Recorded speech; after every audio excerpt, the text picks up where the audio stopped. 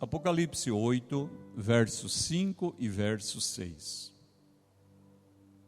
E o anjo tomou o incensário e o encheu do fogo do altar, e o lançou sobre a terra, e houve depois vozes e trovões, e relâmpagos e terremotos.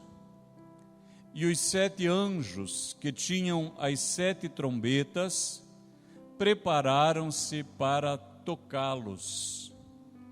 Nós já falamos na primeira parte da exposição deste capítulo sobre a oração, a beleza destes versículos.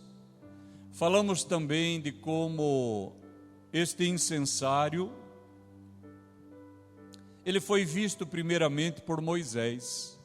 O Senhor disse a Moisés, isso está confirmado lá no livro aos Hebreus: você faça um incensário, um altar, e sobre esse altar um incensário, um lugar para o incenso.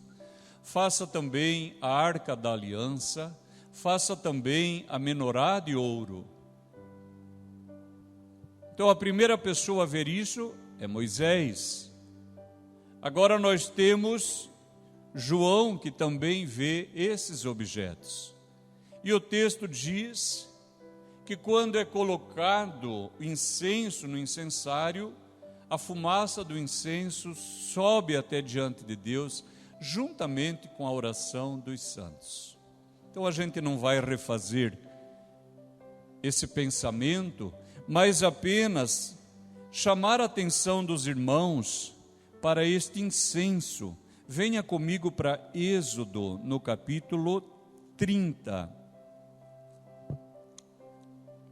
Olha o que diz Êxodo, capítulo 30, o versículo 34. Êxodo, capítulo 30, o versículo 34.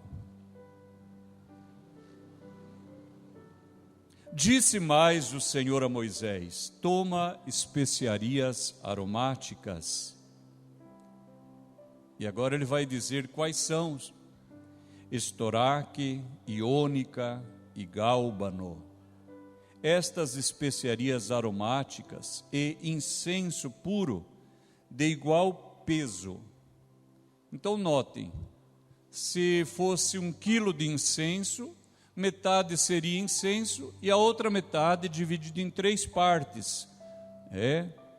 Então, do total, 1/6 parte estoraque, 1/6 parte iônica, 1/6 parte gálbano. Metade incenso e a outra metade dividida em 3 partes. E diz assim: disto farás incenso. Ou seja, o incenso original seria incrementado com esses aromas, com esses perfumes, esses cheiros.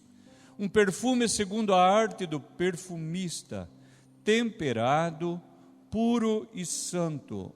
E olha o versículo 36. E dele, moendo, o pisarás. Até aqui, nós já podemos compreender a palavra de Deus. Olhe uma coisa: o estoraque é a casca de uma árvore. A ônica é um molusco que ele tem que ser triturado.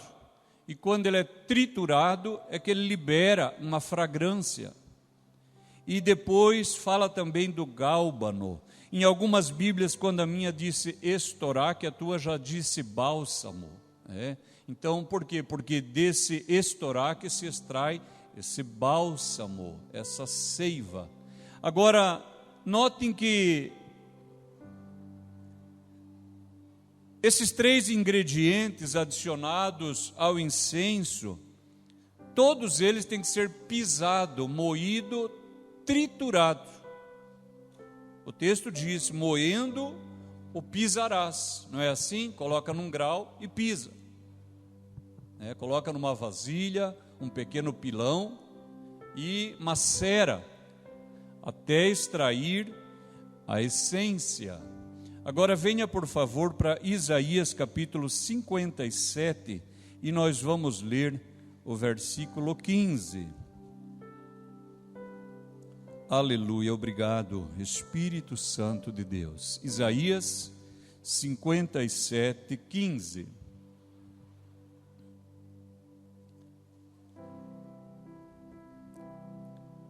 Porque assim diz o alto e o sublime, que habita na eternidade, e cujo nome é santo.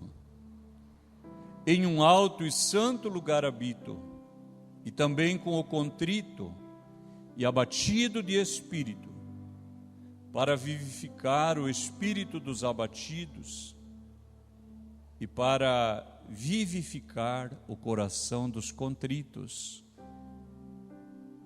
Os irmãos percebem a relação? O estoraque, a ônica, o gálbano e o incenso, todos eles tinham que ser moídos, macerados, pisados, para extrair deles uma fragrância. Aqui o Senhor diz que Ele é o alto, Ele é o sublime, o nome dEle é santo. E também o lugar onde que Ele habita é alto e também é um lugar santo. Mas Ele habita com quem mais? Com o contrito, com o abatido de espírito.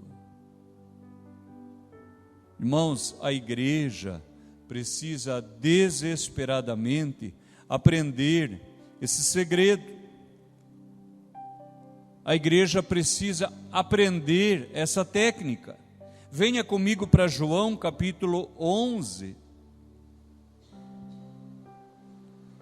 Olha o que diz o versículo 21. João capítulo 11, o versículo 21. A igreja conhece essa história, mas precisa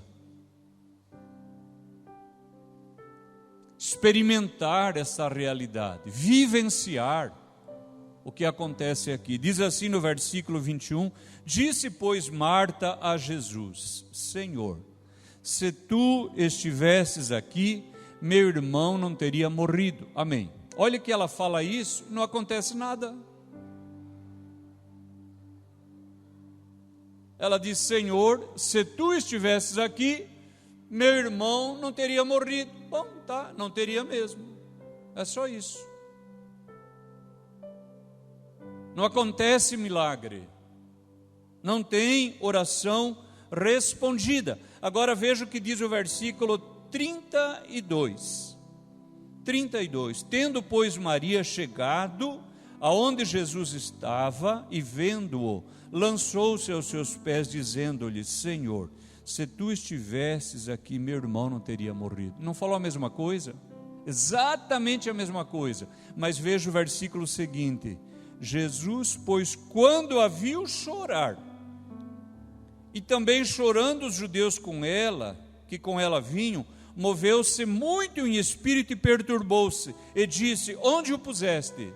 Disseram-lhe, Senhor, vem e vê. Jesus chorou. Aí começou o milagre. Não é quando fala. Deus não vai operar um milagre na sua vida porque você é pobre. Ah, eu sou tão pobre, Deus vai operar um milagre. Não vai. Deus vai operar um milagre porque eu preciso. Não vai. Não vai.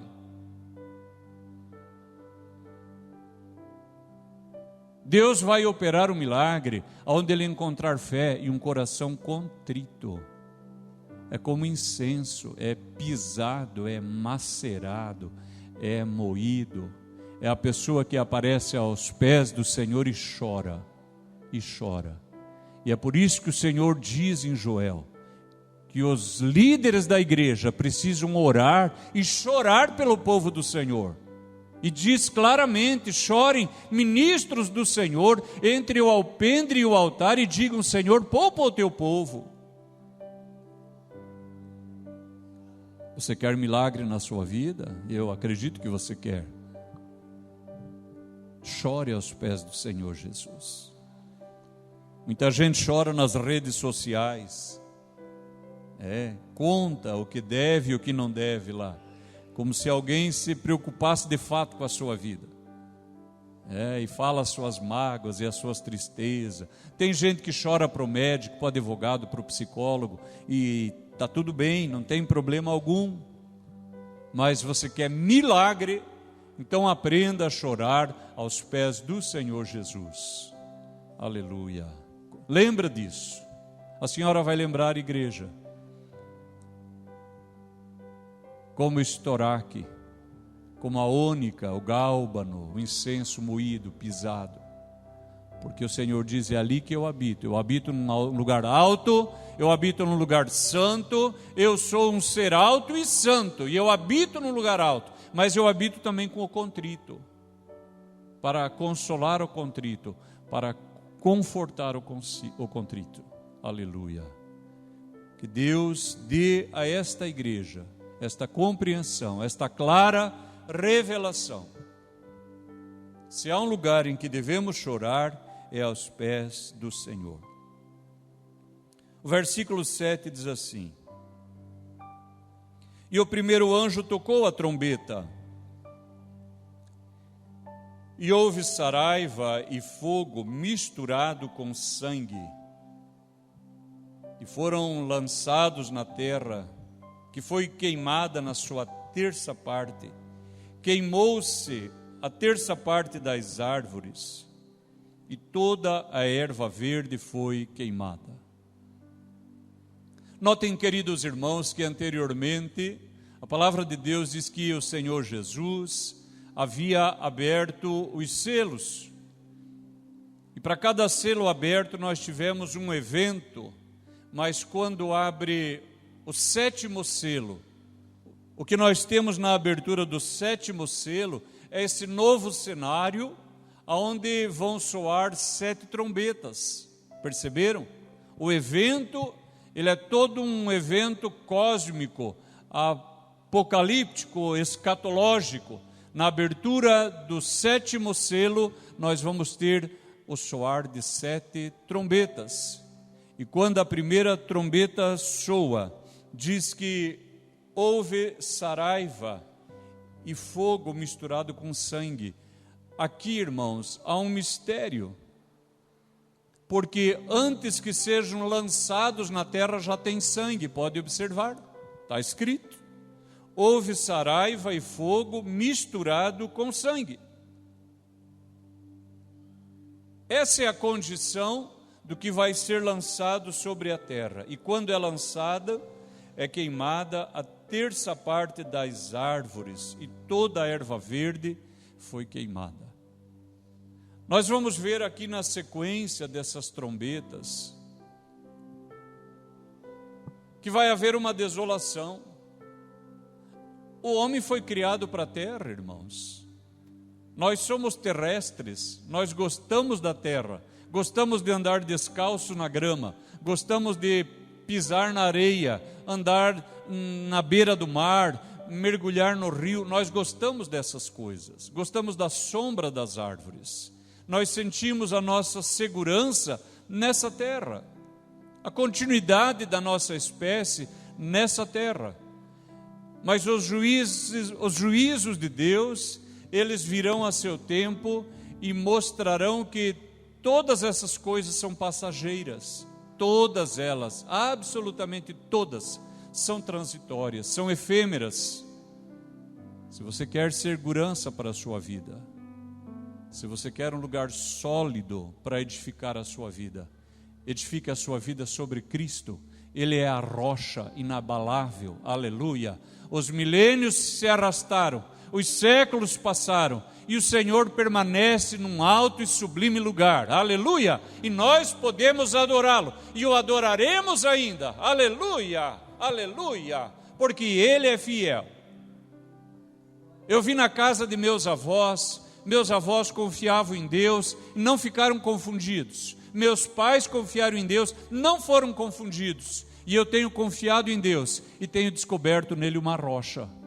Todas as coisas transitórias, passageiras, edifique a sua vida na rocha. Depois diz que o segundo anjo tocou a trombeta, e foi lançado no mar uma coisa como um grande monte, ardendo em fogo, e tornou-se em sangue a terça parte do mar, e morreu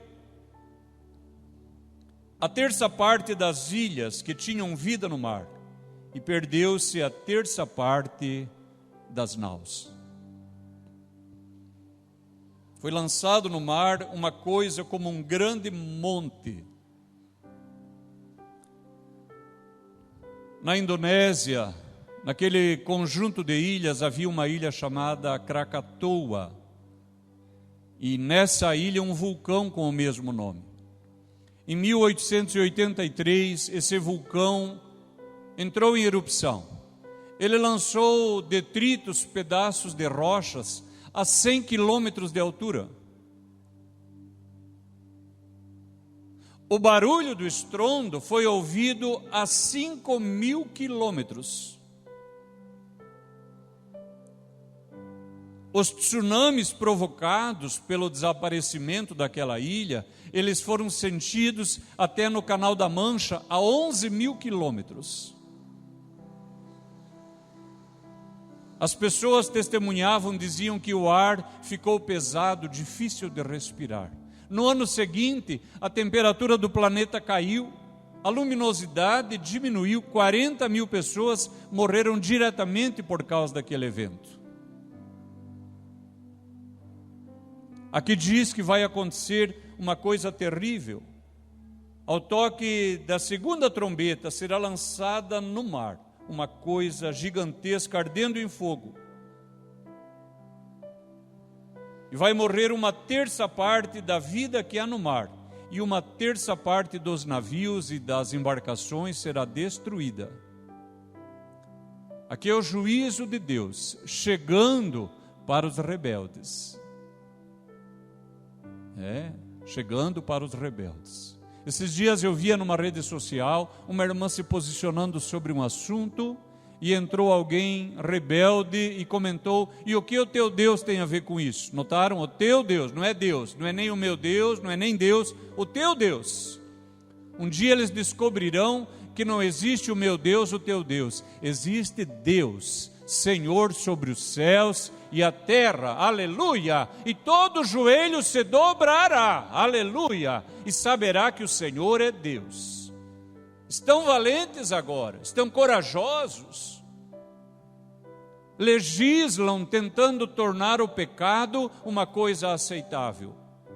Eles podem obrigar você a aceitar conviver com o pecado.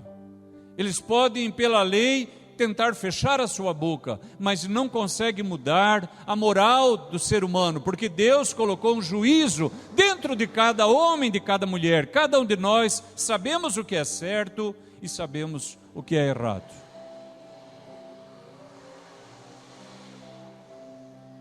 Esses dias eu vi um cristão falando e ele disse: alguém pode pensar, mas e você não faz nada de errado? Ele disse: eu faço coisa errada também. Ele disse: eu não sou melhor do que você. A grande diferença é que a coisa errada que eu faço, eu chamo de coisa errada. E eu não tento dizer que está certo. E não tento legislar para dizer que está certo. Mas até agora eles estão valentes. Mas o Senhor tem um dia para julgar o ímpio. E quando a palavra de Deus diz um dia, lembre, é um tempo terrível. Diz assim: o terceiro anjo tocou a trombeta, e caiu do céu uma grande estrela, ardendo como uma tocha, e caiu sobre a terça parte dos rios e sobre as fontes das águas. E o nome da estrela era Absinto, e a terça parte das águas tornou-se em abismo. E muitos homens morreram das águas porque se tornaram amargas. A gente conhece absinto, tem uma bebida com esse nome. Você pode ir numa lanchonete, num bar e pedir. É uma bebida amarga. Absinto nós conhecemos também pelo seu nome popular de losna, alguns chamam de alosna. É uma planta amarga. O texto diz que por causa da presença dela que foi provocada por um juízo de Deus e que caiu sobre a terça parte dos rios e a terça parte das fontes, as águas ficaram amargas. elas não eram mais potáveis, e as pessoas, elas morreram por causa da falta de água. A falta de água é algo gravíssimo. Uma pessoa pode aguentar dias sem comer, mas não pode aguentar dias sem tomar água. E o juízo de Deus trará para os rebeldes essa experiência. E no versículo 12 diz: o quarto anjo tocou a trombeta e foi ferida a terça parte do sol, a terça parte da lua, a terça parte das estrelas, para que a terça parte dele se escurecesse, e a terça parte do dia não brilhasse, e semelhantemente a noite. E olhei e ouvi um anjo voar pelo meio do céu, dizendo com grande voz: ai, ai, ai dos que habitam sobre a terra, por causa das outras vozes das trombetas, dos 3 anjos que ainda hão de tocar. Amém. Uma tradução diz: olhei e vi uma águia. Alguma Bíblia aqui traz águia? E vi, a da Yasmin diz uma águia. Essa tradução é correta. No original nós temos uma águia. Contudo, irmãos, há quem diga que o canto de uma águia, ele não vai muito além de algumas centenas de metros, talvez chegue a 1 quilômetro. Então nós sabemos que aqui é figurado, não é literal. Está dizendo que vai vir um anúncio, por isso que João Ferreira usou a palavra anjo, que é um mensageiro, a ideia é a mesma. Uma voz se fez soar, esse é o pensamento. Ai, ai, ai dos que habitam sobre a terra, porque ainda faltam 3 trombetas, é isso que ele está dizendo. E o texto diz que foi ferida a terça parte do sol, da lua, das estrelas, e para que a terça parte do dia não brilhasse, assim também da noite. Então nós podemos pensar que se nós temos 12 horas de dia, nós caminharíamos para um tempo de 8 horas. É como se o dia começasse às 8 da manhã e findasse às 4 da tarde, e depois só escuridão. Mas não só isso. Esse tempo reduzido do dia, ele ainda teria 1/3 a menos de luz. Irmãos, quando uma pessoa não pega sol adequadamente, e isso cada um deveria saber, ela desenvolve doenças. Ela desenvolve doenças do aparelho respiratório. Muitas pessoas têm problema do aparelho respiratório porque não tomam sol. A imunidade da pessoa cai. A escuridão constante, ela conduz a pessoa para a tristeza, para a angústia, para a depressão.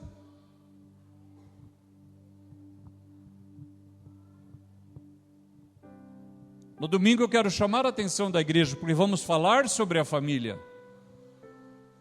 Aqui quem teve filhos ou quem tem filhos sabe, as crianças deixam tudo aceso. Eles acendem o banheiro e saem, acendem o quarto e saem, eles saem da sala, deixam a luz acesa, e você se irrita e apaga a luz, e apaga a luz, e apaga a luz. E quando você tem os seus filhos já grandes ou casados, você só fica lá com o seu quarto aceso, todo o resto da casa apagado, e você não sabe que psicologicamente você está se preparando para morrer antes da hora. É como se você estivesse desligando os sistemas. Aquela bagunça de criança, aquelas luzes acesas, aquele gasto a mais no mês, aquilo que parece que é ruim é uma bênção, mostra que a tua casa está viva, ela está girando.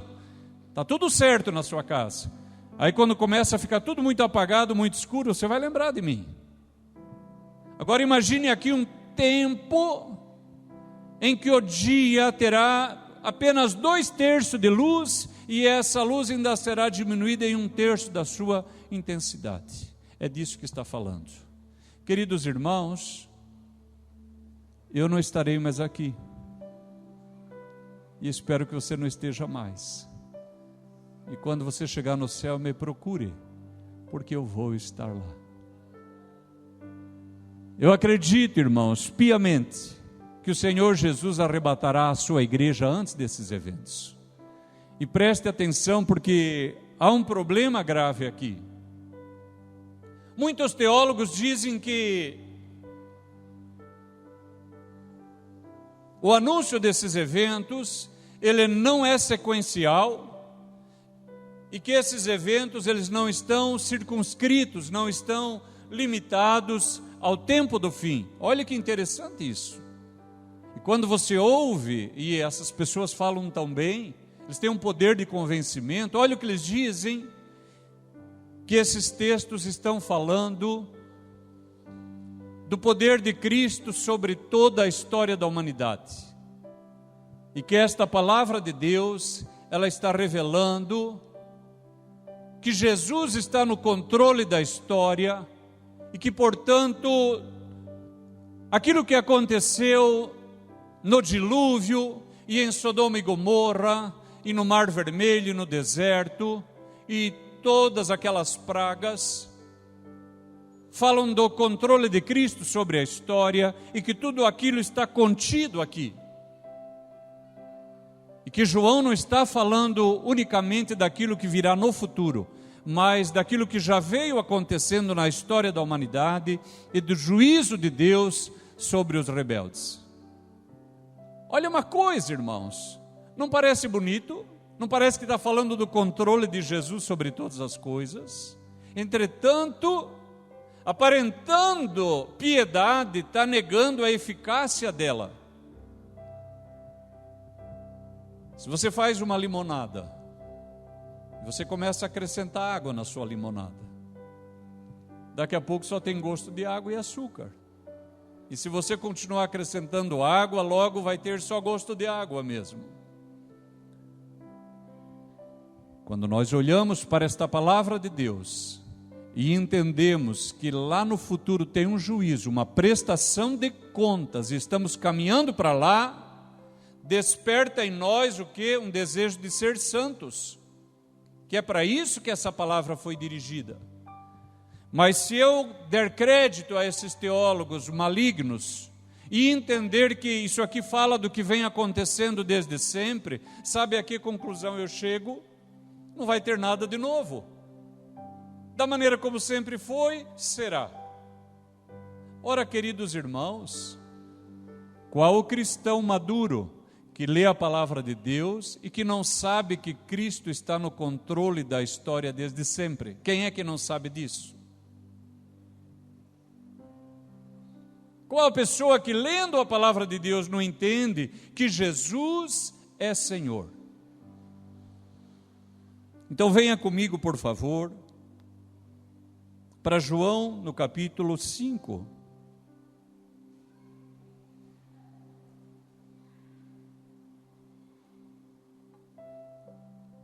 João capítulo 5, o versículo 18,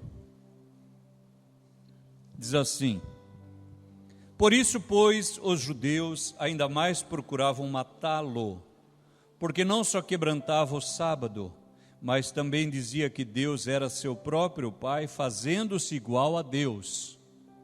Guarde isso.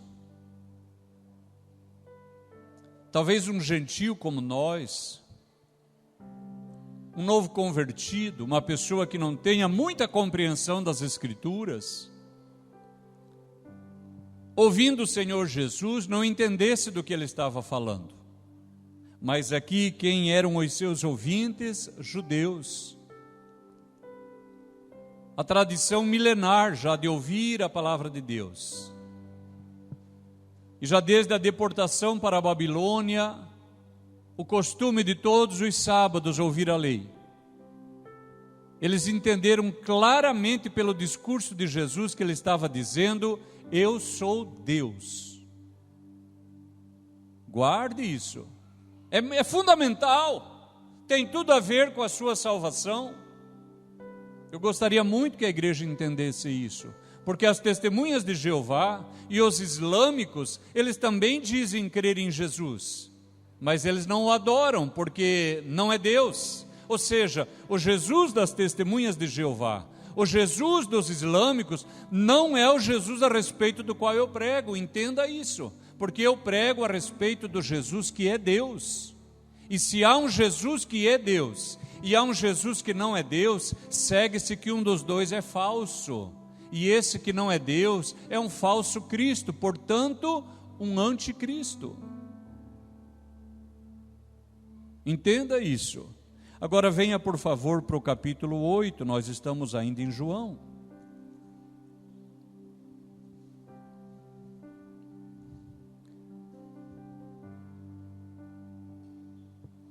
Olha o que diz o versículo 24.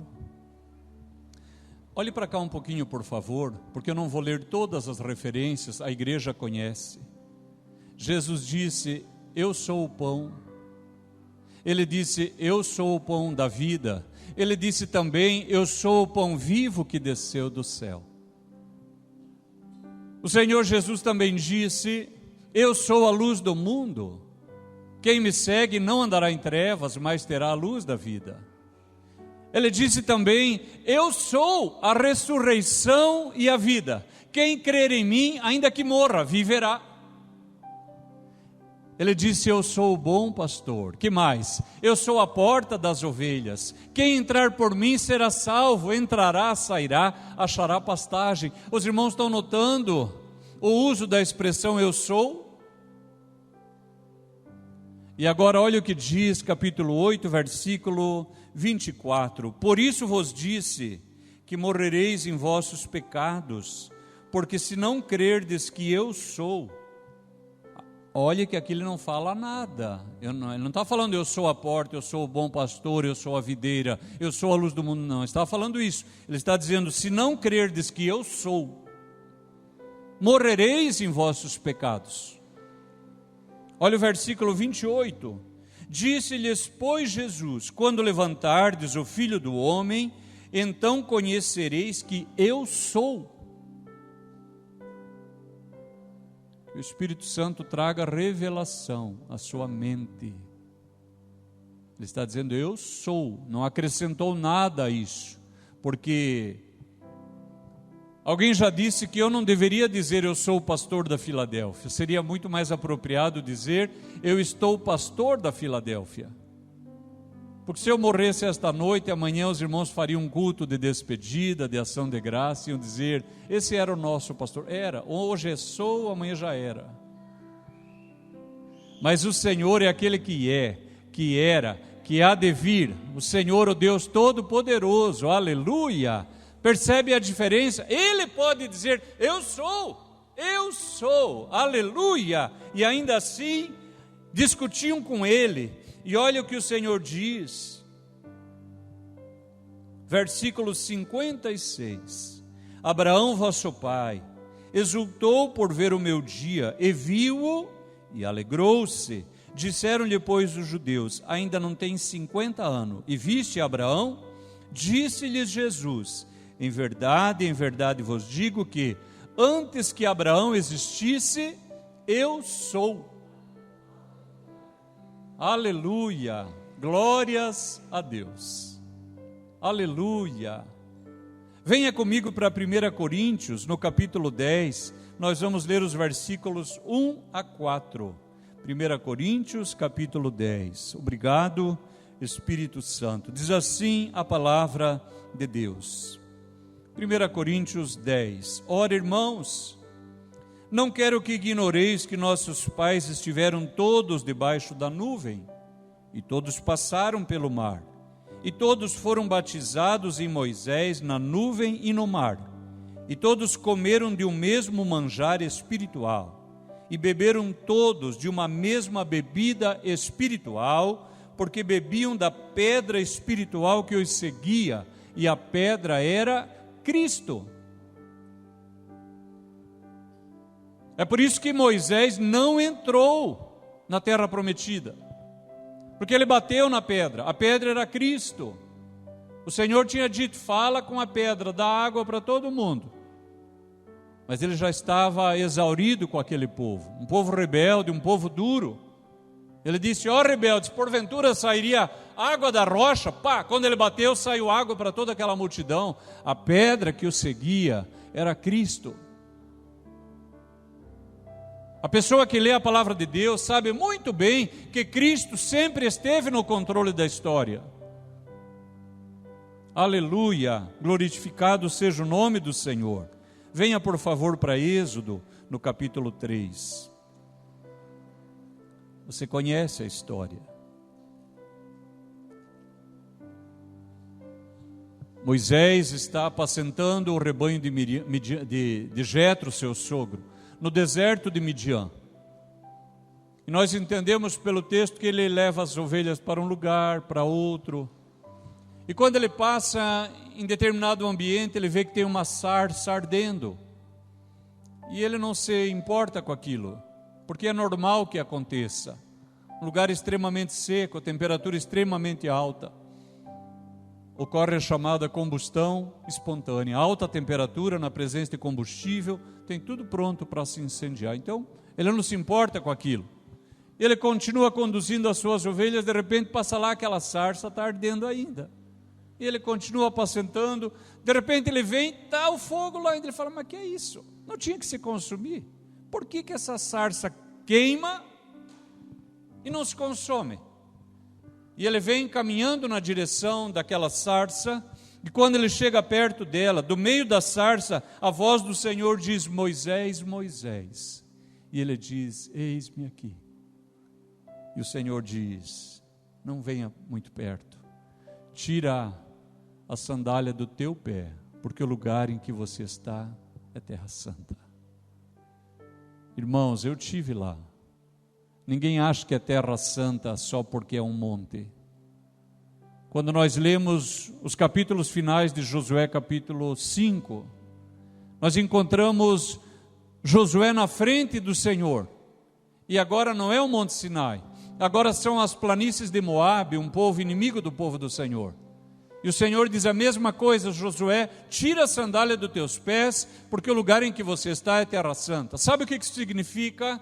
Terra santa é o lugar onde Deus está, aleluia. E eu posso dizer que terra santa é aqui onde nós estamos nesta hora. E se Deus estiver lá na sua casa, se Deus estiver no seu trabalho, lá será terra santa, porque é Deus que santifica o lugar, e não é o lugar que santifica Deus, aleluia. Bendito seja o seu nome.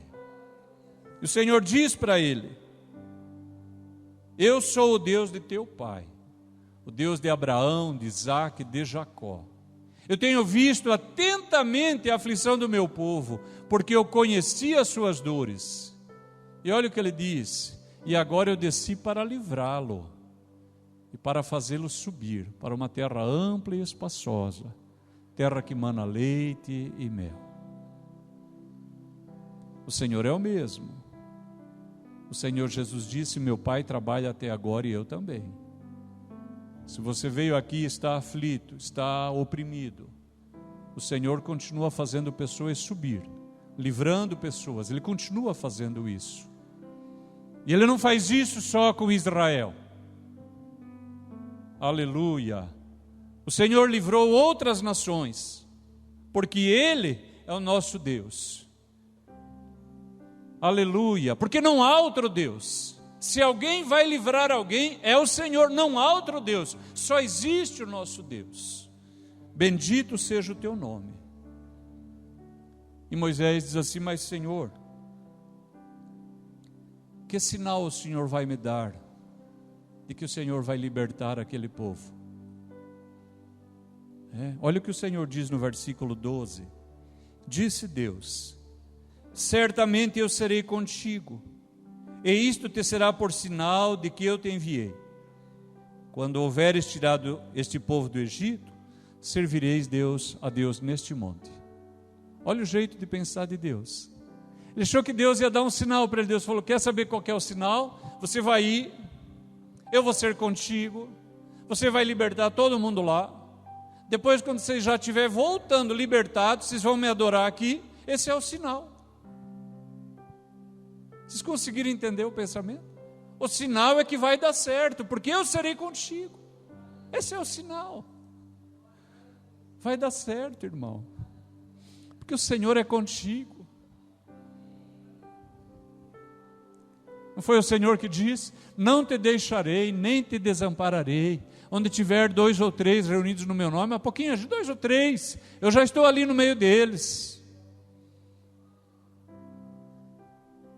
Mas Moisés ficou preocupado, ele falou assim, mas Senhor, e se eles me perguntarem quem foi que te enviou? Olha o que diz.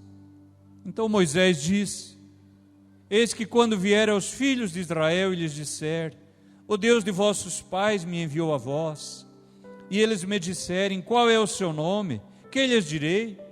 E disse Deus a Moisés, eu sou o que sou. Disse mais, assim dirás aos filhos de Israel, eu sou, me enviou a vós. Os irmãos perceberam por que os judeus quiseram matá-lo? Eles entenderam certamente, exatamente o que Jesus estava dizendo. E era isso que ele estava dizendo. Lembra que ele disse? João 14,6, eu sou o caminho, a verdade e a vida. Ele não disse ninguém vai ao Pai, ele falou, ninguém vem ao Pai, senão por mim. Aleluia, o Senhor é maravilhoso, nós te adoramos, Senhor. Aleluia, glórias a Deus, engrandecido é o teu nome, Jesus. Aleluia, abra sua Bíblia por gentileza, obrigado Espírito de Deus. Amós capítulo 9, abra lá, você vai gostar de ver isso. Amós capítulo 9. Não sois vós para mim, ó filhos de Israel, como os filhos dos etíopes, diz o Senhor. Não fiz eu subir a Israel da terra do Egito, e aos filisteus de Caftor, e aos sírios de Quir? Nós estamos acostumados a pensar que Deus salva Israel, e é verdade, Israel é a nação eleita. Mas o nosso Deus é Salvador, aleluia, aleluia. Ele salvou os filisteus de Caftor, salvou os sírios de Quir, porque Ele é o Senhor, não há outro Deus, aleluia, bendito seja o nome maravilhoso do Senhor. Agora venha para Apocalipse capítulo 4, o versículo 1. Aleluia, esteja atento no seu coração, para que seja mais do que uma compreensão racional e intelectual, que seja uma compreensão espiritual. E se um dia alguém quiser dizer algo diferente para você, você saberá, mas eu li na palavra, não é só que o pastor falou, eu mesmo li. Diz assim, Apocalipse capítulo 4, depois destas coisas olhei, e eis que estava uma porta aberta no céu, e a primeira voz que como de trombeta ouvira falar comigo disse, sobe aqui e mostrar-te as coisas que depois destas devem acontecer. E aqui que eu quero fechar com os irmãos. Quando um teólogo diz que aquilo a respeito do que João está escrevendo não reporta a um tempo do fim, mas ao controle de Cristo sobre a história. Em primeiro lugar, quem não sabe que Cristo é Senhor? Quem não sabe que Ele é o eu sou? Nós sabemos. Guarde isso, nós sabemos. Aleluia, foi Ele lá no Mar Vermelho, foi Ele no deserto cuidando do seu povo, Ele era a rocha espiritual que os seguia, era o Senhor lá junto com Ananias, Azarias e Misael na fornalha de fogo ardente, sempre foi o Senhor Jesus, aleluia, era Ele conversando com Josué. Mas o que está dizendo aqui não é sobre o controle de Cristo sobre as coisas que já aconteceram, porque disso nós sabemos. Está falando de algo que vai acontecer quando? O texto diz, depois destas coisas devem acontecer. Eu fui olhar a Bíblia em grego, e está lá, é depois, meta. Meta. A maioria de nós talvez não lembra o que significa meta, mas você lembra da palavra metafísica? O que é metafísica? É metafísico aquilo que vem depois do que é físico. Você tem o mundo físico, o mundo material, e o que vem depois o que é metafísico, depois do físico. Meta significa depois, está lá, João escreveu meta, ou seja, depois destas coisas devem acontecer. Está apontando para um tempo no futuro. Podem ter certeza, a coisa vai ficar difícil para este mundo. E para finalizar, abra sua Bíblia uma última vez, em 2 Pedro capítulo 3, versículo 10, e nós vamos orar.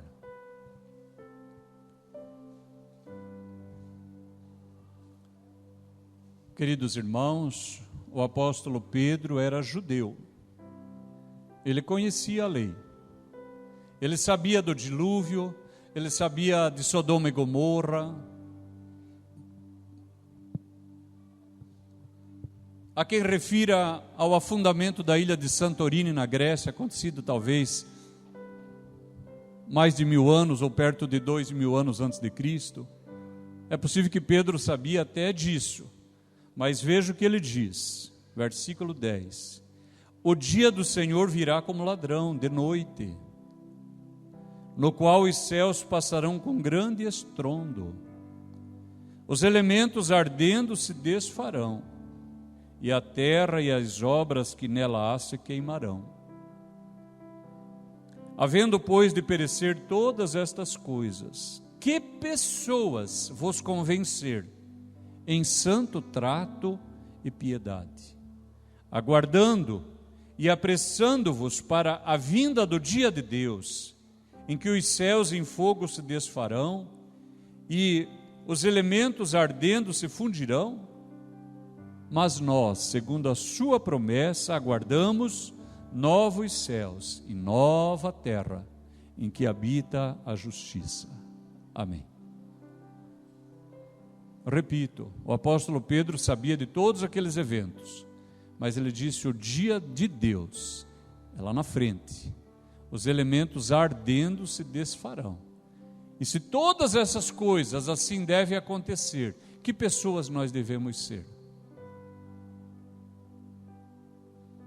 É possível que cada cristão já tenha sido tentado a diminuir o ritmo, a estar menos na igreja, dedicar menos tempo à oração, menos esforço na santificação, mas a palavra de Deus está dizendo: não é hora de parar. Está vindo um tempo lá na frente de juízo, e é melhor que a gente não participe dele. Por isso que ele disse: mas nós, segundo a sua promessa, aguardamos novos céus, nova terra, em que habita a justiça. Nós podemos orar? Aleluia. Incline sua cabeça. Pai celestial, nós adoramos o teu nome. Entendemos claramente pela tua palavra que o juízo final se aproxima. Um tempo de terror, um tempo de pavor, um tempo de morte, de desastres naturais provocados pela tua mão vingativa sobre e contra os rebeldes. Mas nós estamos aqui na tua casa, reconhecendo que somos pecadores, suplicando o teu favor, a tua graça, a tua misericórdia. Ó Senhor, apaga os nossos pecados, lava a nossa alma no teu sangue, Senhor Jesus, perdoa, purifica, limpa-nos, seremos límpanos, santifica-nos e seremos mais alvos do que a neve. Ó Deus, dá a cada um que está aqui a certeza da salvação.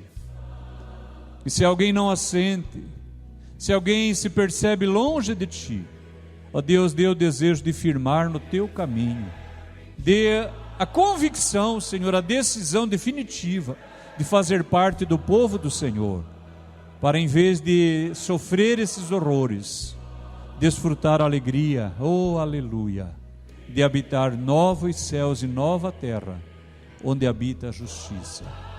Ó Deus, abençoe todos os que ouviram a palavra e aqueles que ainda a ouvirão. Oramos assim em nome do Pai, do Filho, do Espírito Santo. Aleluia. Amém e amém. Glórias a Deus. Aleluia. Que Deus os abençoe, igreja querida. fortaleça-se, edifique-se nessa palavra.